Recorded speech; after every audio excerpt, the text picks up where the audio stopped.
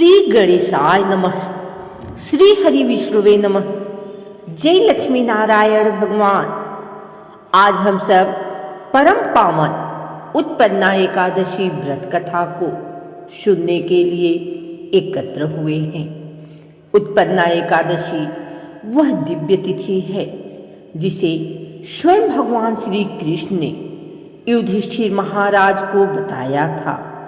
आज हम उसी पावन प्रसंग को श्रवण करेंगे जो पापों का नाश करने वाला, मन की सभी बाधाओं को दूर करने वाला और मोक्ष प्रदान करने वाला माना गया है।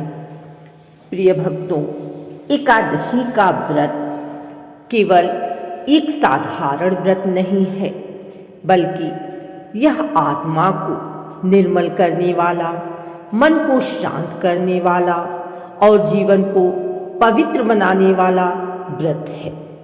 उत्पन्ना एकादशी की महिमा का वर्णन पौराणिक ग्रंथों में बड़े गौरव से किया गया है।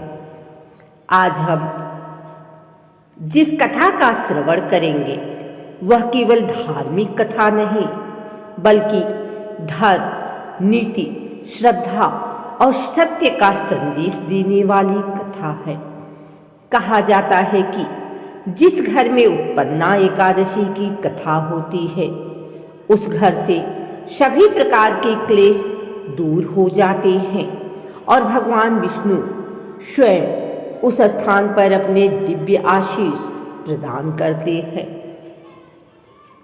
इसी भावना के साथ, इसी श्रद्धा के साथ, इसी भक्ति के साथ आइए अब हम सब मिलकर इस पावन कथा का आरंभ करते हैं। सब लोग मन को शांत करें, भगवान विष्णु का स्मरण करें और कथा श्रवण का दिव्य फल प्राप्त करें। हे भक्तजनों, इसी के साथ उत्पन्ना एकादशी की यह पावन कथा समाप्त होती है। जिस प्रकार भगवान विष्णु ने इस एकादशी की महिमा को युधिष्ठिर महाराज को सुनाया था, उसी प्रकार आज हमने भी उस दिव्य प्रसंग को श्रवण किया। उत्पन्ना एकादशी का व्रत संसार के सभी दुखों का नाश करता है।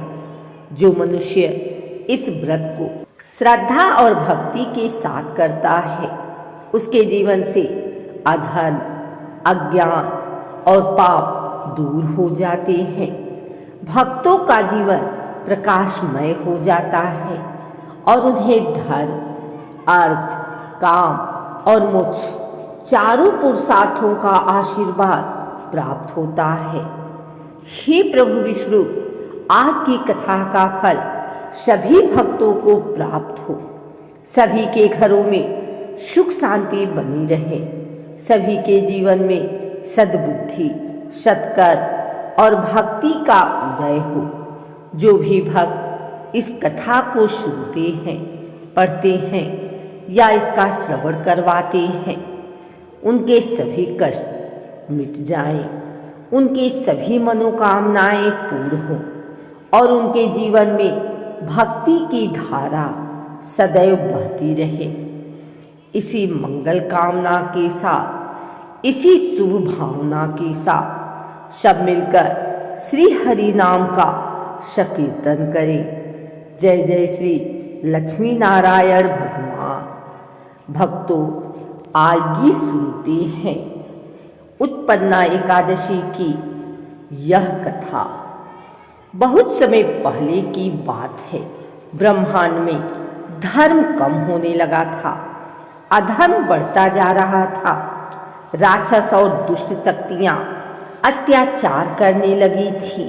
मनुष्य पापों में उलझकर अपने वास्तविक मार्ग से भटकने लगे थे।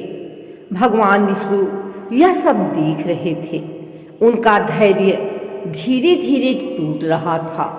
उन्हीं दिनों एक असुर था, मूर नामक राक्षस। यह असुर अत्यंत क्रूर था। उसकी शक्ति इतनी बढ़ गई थी कि देवता भी उससे भयभीत थे। इंद्र, वरुण, यम, अग्नि सभी देवता परेशान थे। स्वर्गलोक में आतंक फैल गया था। मूरसुर जहाँ जाता विनाश कर देता, देवताओं को वह आसानी से हरा देता। उसकी शक्ति दिन ब दिन बढ़ती जा रही थी। देवता घबराकर भगवान विष्णु की शरण में आए और बोले, प्रभु हमें बचाइए।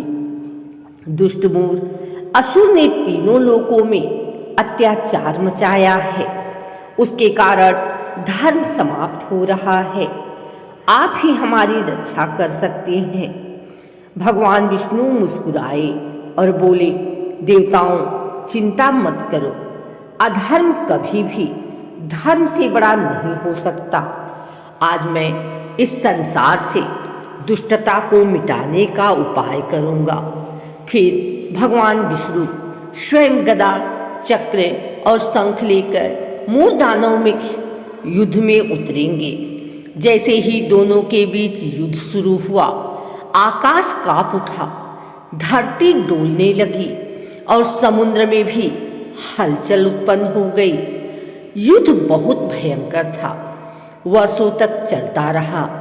कभी विष्णु जी हावी होते तो कभी मूरसुर अपनी शक्ति से पलड़ा भारी कर लेता। लाखों असुर नष्ट हुए, पर मूरसुर अड़िग रहा। भगवान विष्णु सोचने लगे, यह असुर अत्यंत पराक्रमी है। जरूर इसके भीतर कोई गुप्त शक्ति है।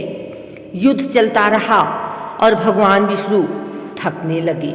हाँ, भगवान होने के बावजूद लीला के अनुसार वे अपने शरीर से थकान अनुभव करने लगे। उनके मन में विचार आया, मुझे कुछ समय शांति की आवश्यकता है। वे हिमालय की ओर बढ़े, जहाँ हिमालय की गोद में हजारों गुफाएं स्थित थी। भगवान विष्णु एक गुफा में पहुँचे। यह गुफा अत्यंत शांत, निर्मल और दिव्य थी। गुफा का नाम था सिंहावलोकन गुफा। भगवान विष्णु ने वहां विश्राम करने का विचार किया और योग निद्रा में चले गए। लेकिन मूरसुर भगवान विष्णु का पीछा करते हुए वहीं पहुंच गया। वहां जोर जोर से चिल्लाने लगा, आज मैं विष्णु का अंत कर दूंगा। उसने गदा उठाई और भगवान पर प्रहार करने के लिए आगे बढ़ा। लेकिन जैसे ही मूरसुर विष्णु जी पर वार करने वाला था, अचानक उस गुफा में एक तेज प्रकाश प्रकट हुआ। एक दिव्य शक्ति बाहर निकली। वह शक्ति इतनी तेजस्वी थी कि मूर राक्षस कुछ क्षणों के लिए अंधा हो गया। जब उसने आंखें खोली तो उसने देखा एक अत्यंत सुंदर दिव्य स्त्री उसके सामने खड़ी है। वह तेज से ओतप्रोत है। उसके शरीर से प्रकाश झरझर करके निकल रहा है, मानो सूर्य भी उसके सामने फीका पड़ जाए। उस दिव्य स्त्री ने मूरसुर से कहा, दुष्ट, तू मेरे प्रभु के सोते समय उन पर वार करेगा? यह तेरे जीवन का अंत है। कहकर वह दिव्य शक्ति मूरसुर पर टूट पड़ी। कुछ ही क्षणों में मूरसुर मारा गया। देवताओं ने आसमान से फूल बरसाए। उसी समय भगवान विष्णु योग निद्रा से जागे। उन्होंने उस दिव्य स्त्री को देखा और बोले, हे देवी, तुम कौन हो?